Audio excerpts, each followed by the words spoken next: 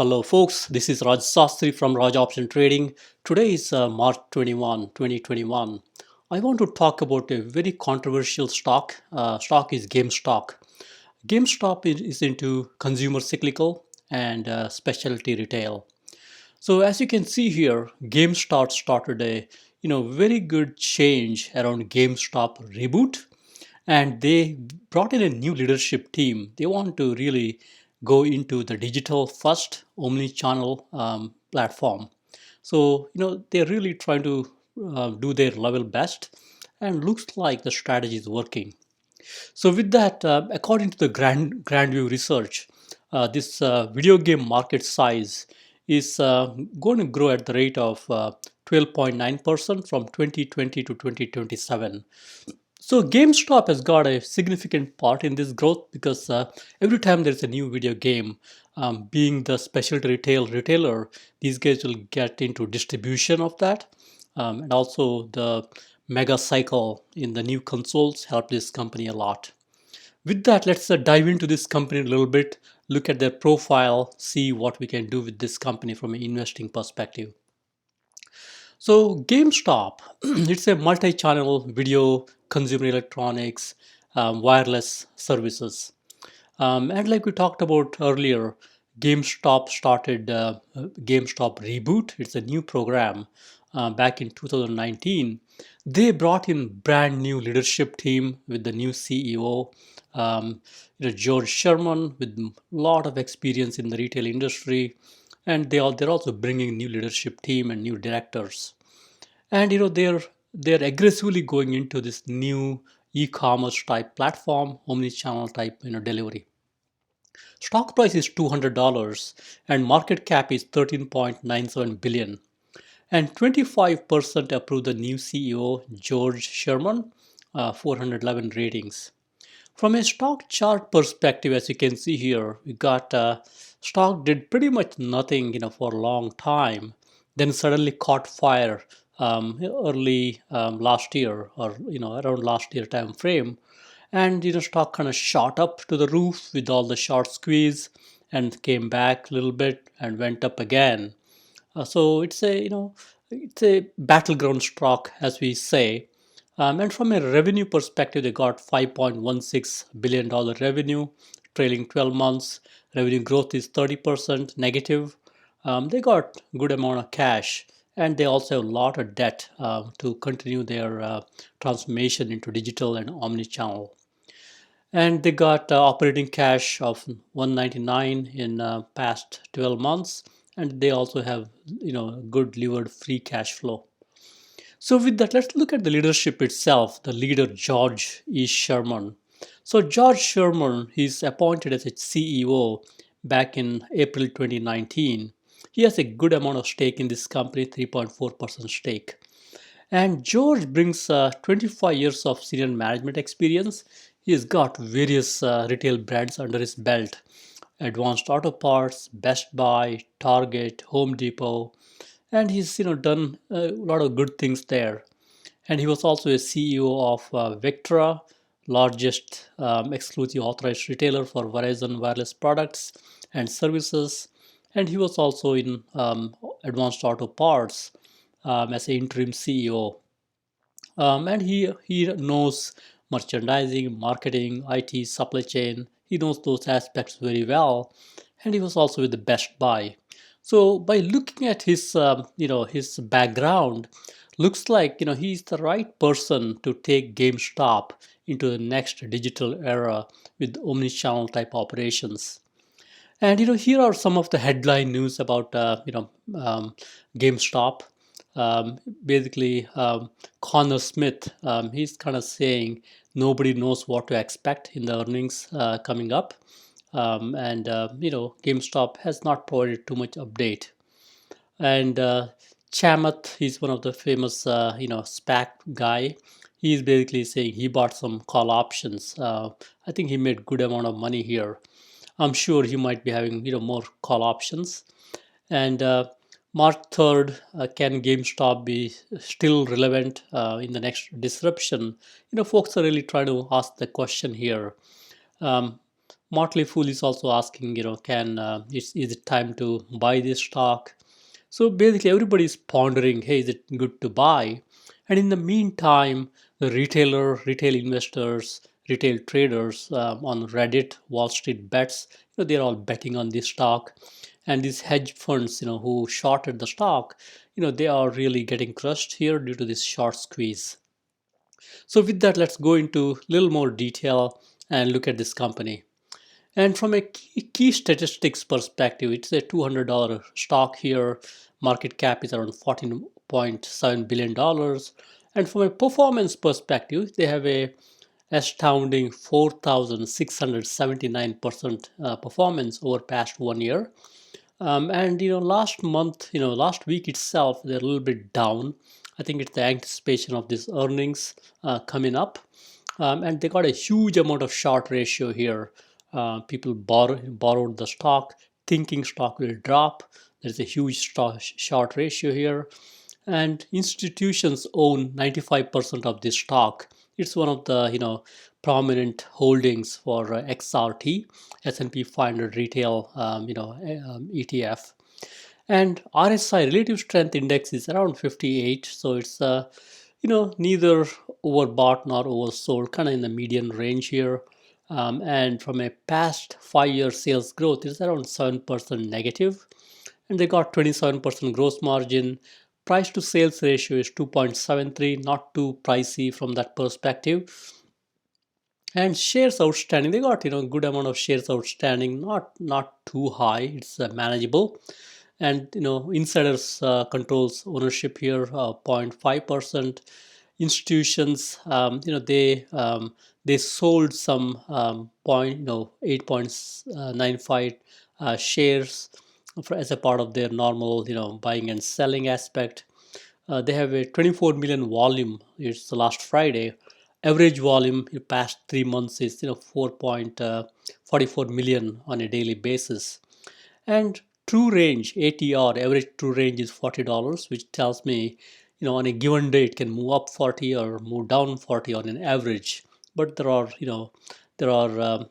can even shoot up more than that. But on an average, $40 up or down. So with that, let's look at the fundamentals of this company and see what we can make out of it. From a fundamental perspective, we got multiple quarters here: 1031, 731. Like we have around 6 quarters here. If you look at market cap itself, market cap has risen from 253 back in January to 370, then dropped a little bit, then picked up again in October last year, and right now $13 billion dollars or so. It's really, with this short squeeze, the market cap has shot up, like a rocket ship. From a revenue perspective, they've been, doing, consistently around, you know, it's kind of up and down, I would say, around $1.4 billion, 1.2, 2 billion back in January 2020, now around 1 billion as of 1031, which is their last quarter, earnings. Year over year revenue, it's mostly negative, as you can see here. They've been giving negative year over year growth here. From a revenue perspective, revenue surprise perspective, they've been surprising on a negative side for almost all of these quarters here.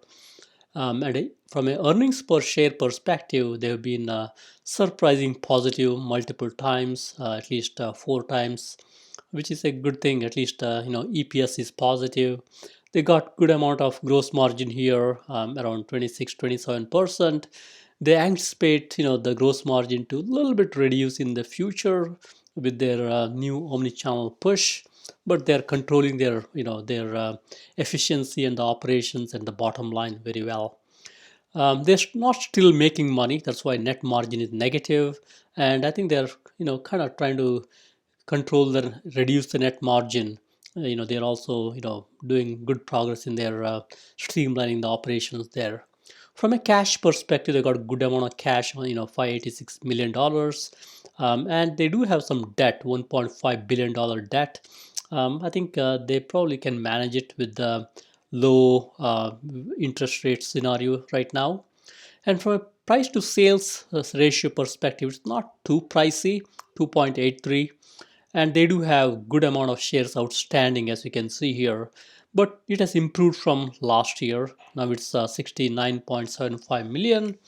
And as I could see, there are a lot of people, who can buy this stock. We got this Chamath guy; he can buy call options. We got this new leader from Chewy who joined. He's got a good amount of stake. The CEO George himself has got a good amount of stake. So at any given point, these leading players, they are not, they won't think twice to buy the share. That's why even though it's a little higher, I could see folks buying this share on a heartbeat. From an earning reaction perspective, as you can see here, every time there's an earning, in a day or two, stock typically drops 19, 15, 13, as you can see here. So, probably, we can expect the same thing in the current quarter also. There'll be some amount of drop, I would think. But historically, it always recovered in 2 to 3 weeks. So let's dive into that a little bit, to understand what happens during the earnings. So this chart kind of talks about four earnings. What happens during the earnings during last 4 quarters. We had earnings announcement on December 8th. As you can see here, the week of December 8th, stock dropped 21%, but within next 2 weeks, stock recovered completely. So, and even it's up. So it was $13 back here, and it went to $20, back in 20th. So it recovered nicely in 2 weeks' time back in December. This is their latest quarter announcement. And now, in September, stock price was, as you can see here, September 6th, this is the week of the earnings. Stock dropped 20%, but within a couple of weeks, within 2, 3 weeks, stock recovered, actually more than doubled or almost doubled within 2 to 3 weeks. And next earnings, it's June 9th, 2020. So it falls over here, the week of June 7th. In here, stock, actually risen by 14%, especially because stock has dropped, a couple into the earnings. That's why stock risen by 14%. Next is March 26th earning, comes in this week, 22nd of March. As you can see here, stock increased that week. Actually, the week after, stock dropped 33%, and then it was, it went back up again within 2 weeks' time. So even though these numbers are when stock is at a lower price, as example, $13, $6, $4, with this new leadership and a lot of people, having a lot of confidence in this stock, and the Reddit gang and new leadership, and Ryan, the new guy from Chewy, I feel this stock might have a nice shot at this time also to do something similar. That's my take. We'll go into a little more details. From last quarterly earnings, what CEO talked about is really, they're saying they are doing the omni-channel capabilities with e-commerce, so they really want to make sure this can do very well. They had a 257% increase in global e-commerce sales, which is a very good growth to have. And they're also investing in improving the web properties and e-commerce channel sales, and that's contributing to 25% of the year to date, which is very good. And they're also optimizing operating platform, and they're also reducing and cutting back on their sales and general expenses, which is good. They're tightening up their belt, and they're also paying down the debt. I like this. This company is really trying to pay down the debt, which is always good. They're reducing their inventory from last year. It's also good. Always companies need to you know be stay lean and mean to survive in this world. And because there are a lot of new video games launched, I think they it drove 16.5% increase in the comparable sales growth. And the CEO is confident that they can do very well in the future with their digital capabilities. And they have good amount of cash. I don't think company will go under. They got $602 million cash on the balance sheet, and they're also a little bit down from a net sales perspective, down 30%. Um, so it's understandable. I would think they're trying to streamline as we go forward. They had some impact due to COVID, so they talked about that also a little bit. From a business outlook perspective, this company is not giving too much outlook. They're continuing to suspend the guidance. However, they kind of said they think the comparable sales will increase to 16.5%. And I think that's a good story. They're expecting some growth from a from 2019, which is good thing, but they can't give too much guidance for the future. So overall, I feel from looking at this earnings report, the company itself, the new leadership, they are confident about their e-commerce, and digital initiatives, and they're also bringing in a lot of new leaders. For example, Ryan from Chewy, he's the co-founder of Chewy. I think he will be a good add, to the management team, and he's a board of director. So I feel confident, at least, they have a right, management team in place, right leadership team in place to really survive in this world. The old GameStop would not have survived in this new digital age. That's why they're transforming with their GameStop Reboot program. Now let's look at performance of this company. So if you look at the performance of the company historically, it's as you can see here, stock has bounced up and down a lot. It was $12, then became $28, and it's all over the map as you can see here. And from 2014 through 2019, stock has done nothing. It's lost money for investors. 2019 is when they got this new CEO, George. And I think after that, with the his efforts and leadership team's effort, company is trying to reboot itself. And they also had some help from the short, these Reddit and retail investors to squeeze the short sellers. So I think that also contributed to the performance here. Astounding 209% performance in 2020, and within like 2.5 months we got 963% performance in 2021. That's a very good performance, I would think. And if you look at the monthly performance perspective, this stock, as you can see here, bounces a lot.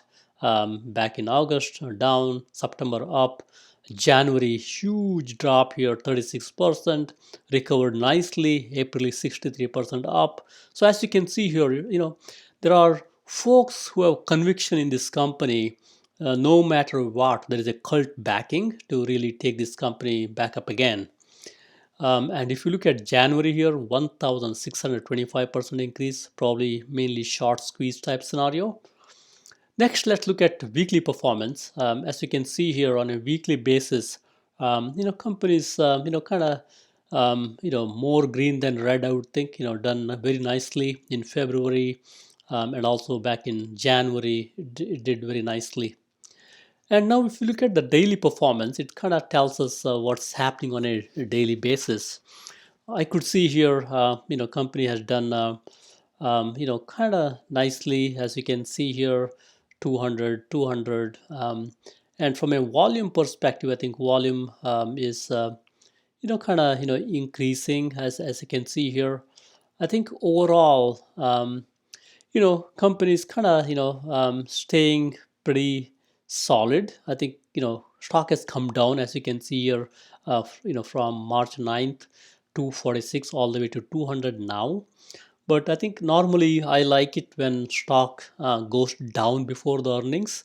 That might be a good idea, because if it shoots up before the earning, there'll be a huge drop off if there is even a small negative comment. So with that, let's go into looking at the pattern itself and see what we see here. This is a chart. We got 2021 all the way through 2015, and we have yearly performance, yearly high, yearly low. As you can see here, 2019 through 2015, company did nothing much. 2019 is when they got the new leadership team. After that, 2019 company had done very well. Every drop there is a bounce back again. Same story. February drop, March bounce back. So I feel trend will continue. And also if you see, the January is the quarter end, and they will typically announce in March. Historically, if you look at March here, down 2%, down 13%, down 19%, and typically they bounce back. Exception of 2019, they kind of dropped so much, but historically they would bounce back after the March earnings announcement. Here 2019 they've done very well. That's the new leadership team. And if you look at 2018, they seem to be a little bit bouncing off, but in these days it's totally different company, old style brick and mortar company with old management. So now let's look into chart from a technical perspective. What do we see here?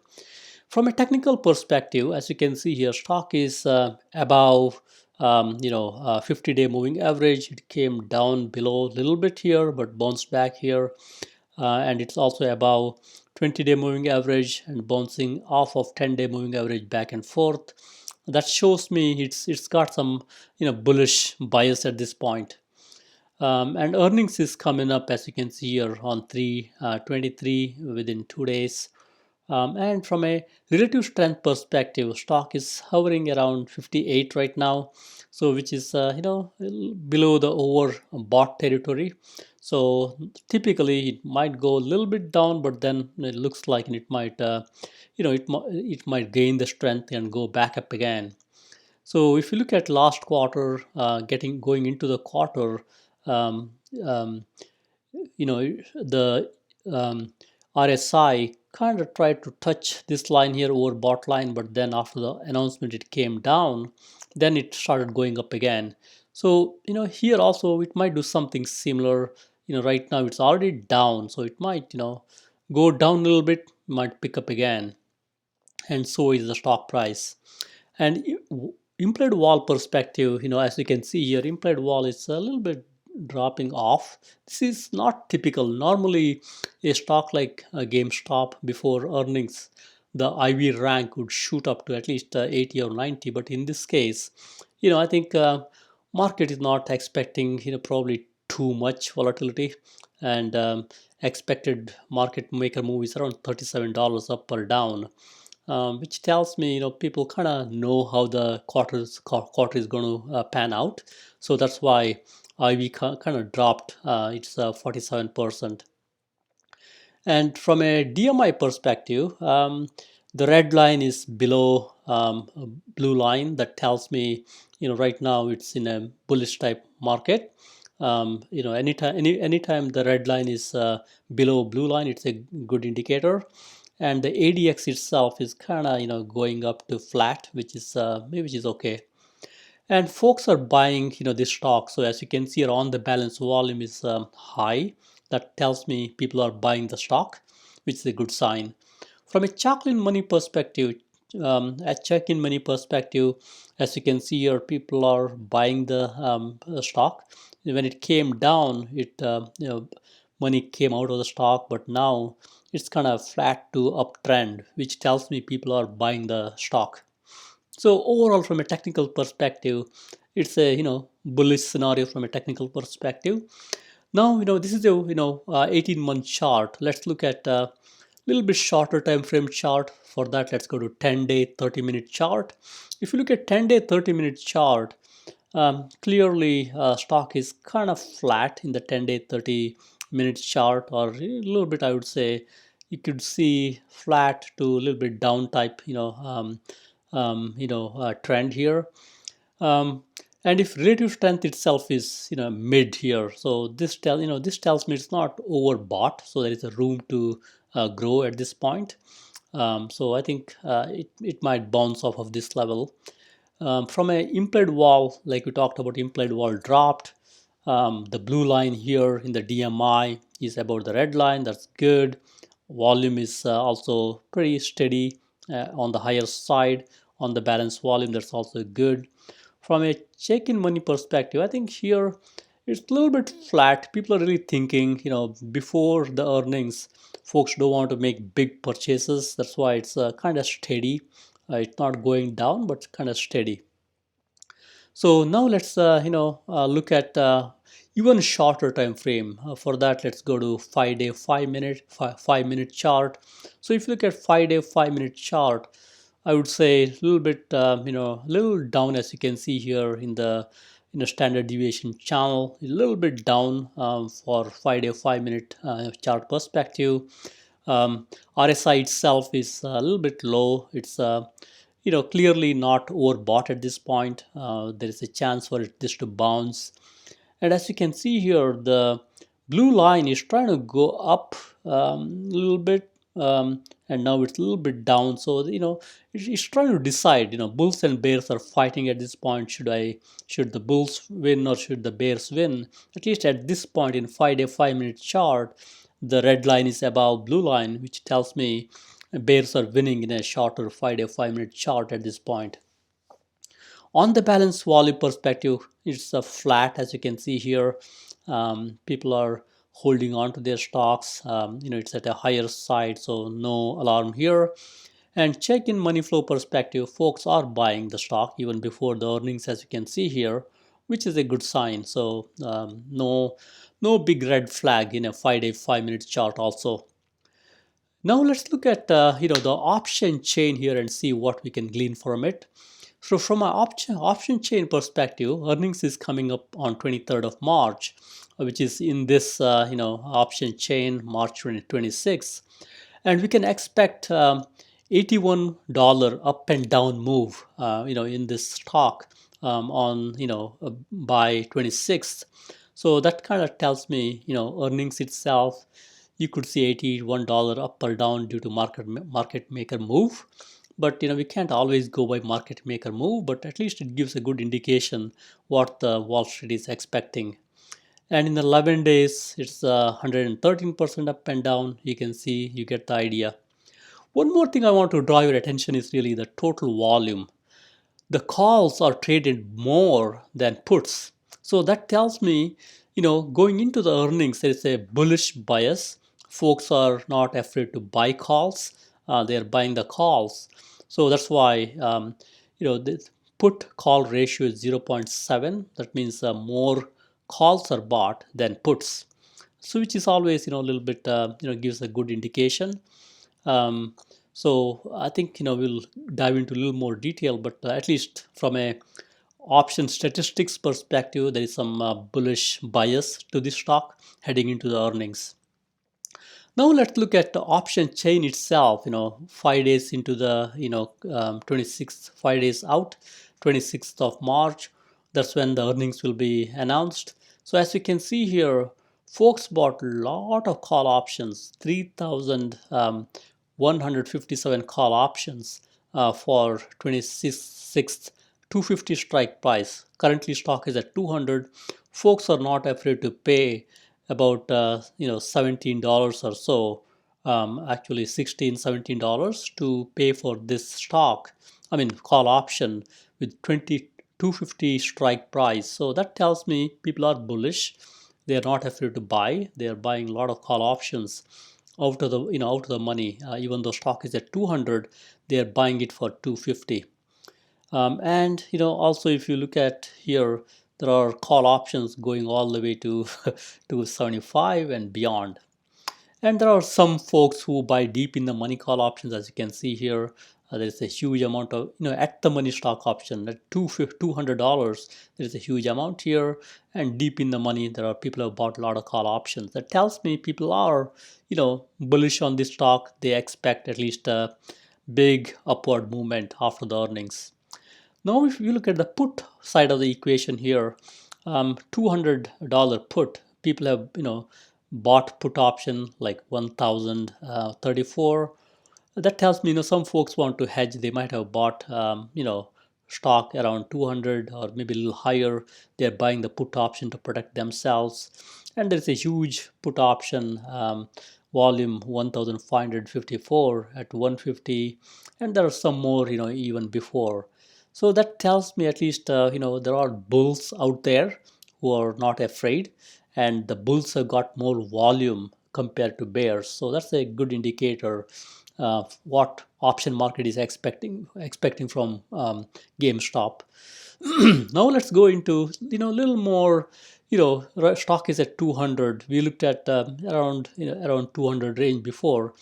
Now we are looking at even 100 range, strike price 100.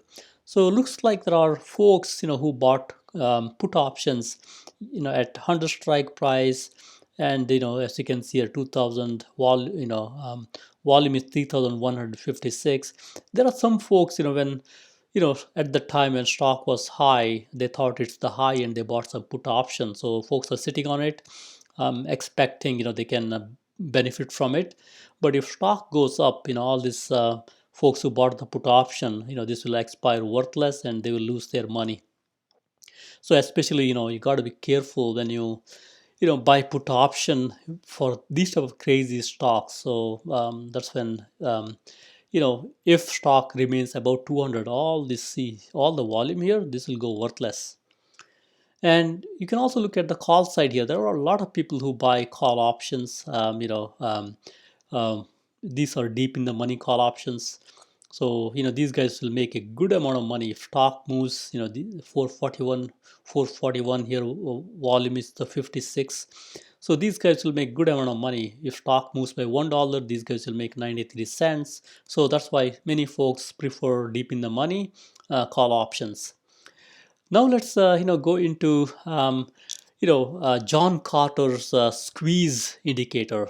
So if you look at the squeeze indicator on a daily chart, as you can see, your stock gained strength, went up.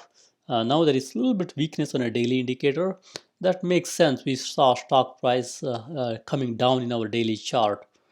Now, if you look at the 2-day chart, three year 2-day chart, in the 2-day chart, I could see the stock gaining the momentum. These yellow bars are getting shorter and shorter, and we could see a squeeze, and it could fire on the bullish side as we go forward if stock performs well. At least on a 2-day chart, I see some positive bias, and also the long-term wave is above zero.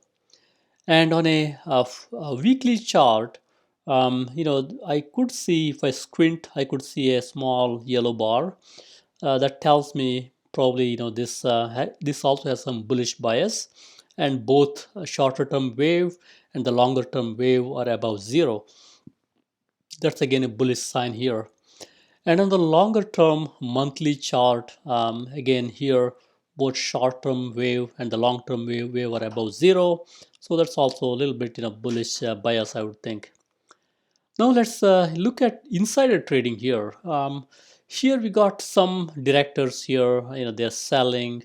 But if you look at the value here, when stock shoots up so much, you'd think people will sell the shares. But I could see from this management team, they're not selling much. It's hardly any amount here.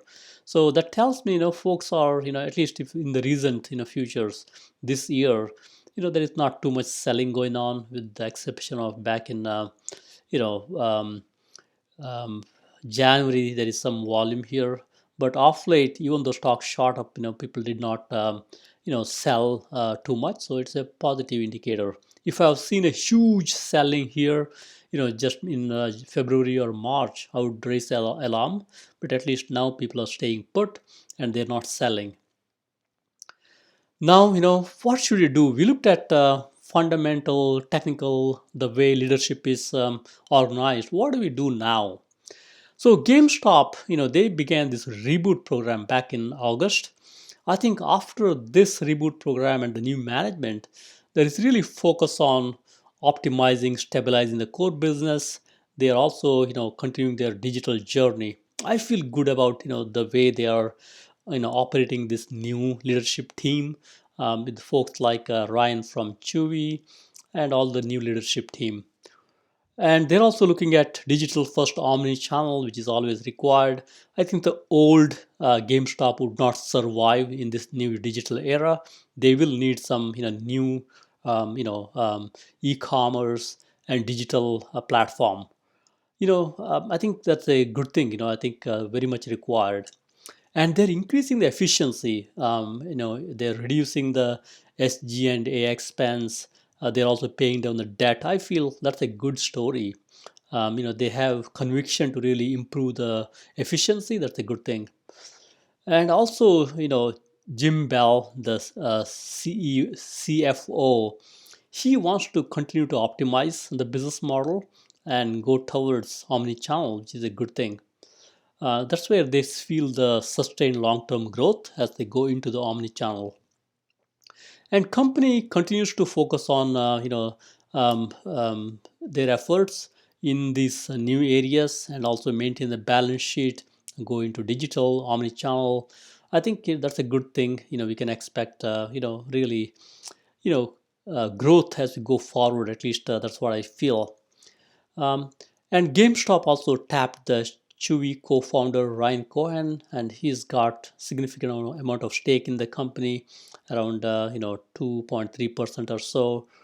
And judging from the historic performance that we have seen, I feel maybe there may be a 10 to 20% drop during the after the earnings, but stock may recover like we've seen in the past within 2 to 3 weeks or so. You know that's that's uh, you know um, that's what I feel by looking at the historic performance. But I do feel there is a lot of conviction and the cult backing for this stock. I do think it will bounce back and start this trajectory, maybe up or maintain around the same area or even go up. So that's my prediction. We'll see how it goes. With that, thank you very much. Happy investing.